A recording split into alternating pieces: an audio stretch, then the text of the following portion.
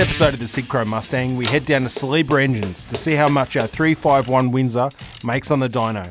Then we'll complete the last rust repairs before we put on the paint and get this car looking better than new.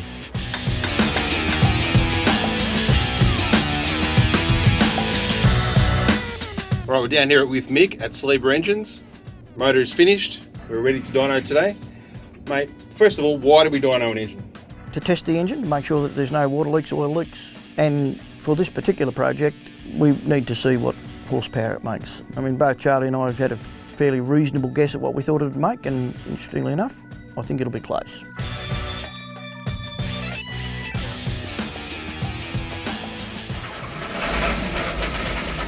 So what's been the process up till now? Well, we start the engine and we run it in for about 20 minutes. We just run it at a high idle with a light load. And then after we do that, we do a couple of power runs, and then we'll tune the engine, starting with the ignition timing first, to get the best, well, pretty much the best power. And then we make sure that the carb is jetted right. It's a brand new Holly straight out of the box, and it was very good. It needed a little bit of fiddling with, but next door to nothing. People do get very excited about their peak horsepower number. That's not necessarily the number you should be worried about, is it? You don't spend much time there. No, it's all about turn and force. Horsepower is torque, but for a road car, you need it to start low down. It's not much good if you've got no power at 2 and it comes on really tough at, say, 5, and you're on the limiter at 6. Like, not going to be much fun to drive. But this thing will be a tyre smoker. In terms of torque, what do you think this thing will do? I'm hopeful around the 440 foot-pounds at about 3.5. And I imagine that the peak power will be before 6, like maybe 5.5 or something. I think the first day we walked in here and Charlie pulled that horrible motor apart and it was full of gunk, he said, yep, 400. So we'll see how close he is to that peak figure today. You'll be surprised how close he'll be. Let's do it. At the end of the day, the little Windsor made a tad more power than Charlie predicted. 407 horsepower at 5,900 RPM. But the important figure is the torque. 427 foot-pounds at 3,900 RPM. So a really good motor with lots of strong bottom end power.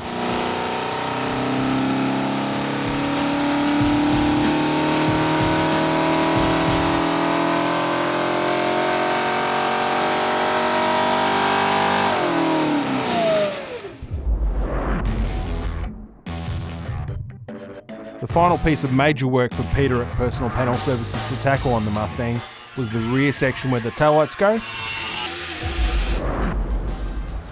With that done, the car goes down to Darren, Phoebe and the guys at JRT.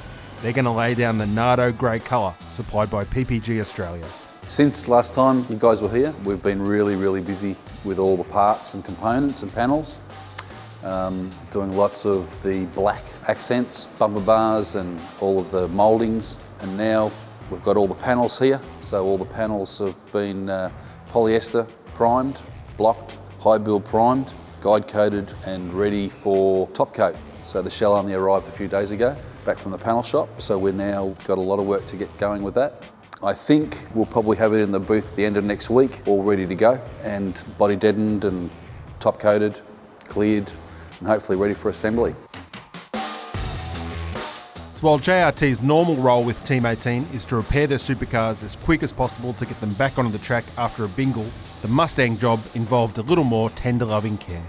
So when the car came back from Peter with all the amazing rust repairs, what's the process for you then to get to this stage? Well, we were lucky enough to actually have all the body panels before we got the shell back. So full polyester, prime, guide coat, we sat the panels. We then got the shell and we had to just completely redo that process again. So with that done, it's time for the colour, yeah? Yes, the base coat goes on, 3 coats and 3 coats of clear coat. I guess one of the crazy things about this build is normally the chroma would handle a lot of this work, but there's virtually no chrome on this car, so that's all up to you guys. Again, it's so much more work because every single piece of bright work on that car takes a lot of work to get that primed and make it stick nice. But anyway, all done and it's all sitting there at Team 18, all labelled and numbered, waiting for it to be thrown back on the car. So I guess the scariest thing for you now is this is going on a truck, back to a workshop, and the whole car is going to be built without the guards, without the bonnet, without the doors, and then all those things go on afterwards. They're going to be super careful, but things happen. It does happen. Yeah, it does happen. But once it is on its wheels and all the electrical and mechanical's done, then they can hang those panels on without everybody leaning over them and damaging them. We have 4 hours to get this Mustang to Team 18 to meet our timelines. You going to make it? We'll make it, we'll get there, no problem. So it was really good that the JRT guys could meet their deadline, so there's no delay and we can get the car straight off to the trimmers.